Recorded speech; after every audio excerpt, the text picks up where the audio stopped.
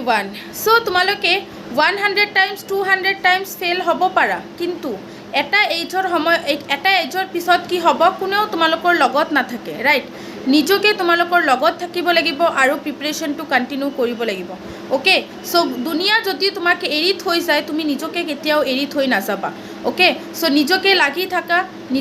থাকা ডেফিনেটলি এদিন না এদিন সাকসেস হ'বই যেতিয়া 100টা বা 200টা ফেইলাৰৰ পিছত এটা সাকসেস পাবা ন তেতিয়া এই 100টা ফেইলাৰ্স কিন্তু মনত নাথাকে সবে পাহৰি যাব এই 100টা ফেইলাৰ্সৰ কথা ৰাইট সো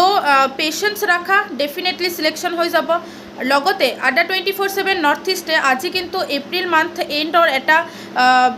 অফাৰ লৈ আহিছে প্ৰাইচ ৰিডিউচ হৈ গৈছে গোটেইকেইটা বেটছত সো তোমালোকে Y578 কোডটো ইউজ কৰা আসাম মহাপেক 3000 रुपीसত পাই যাবা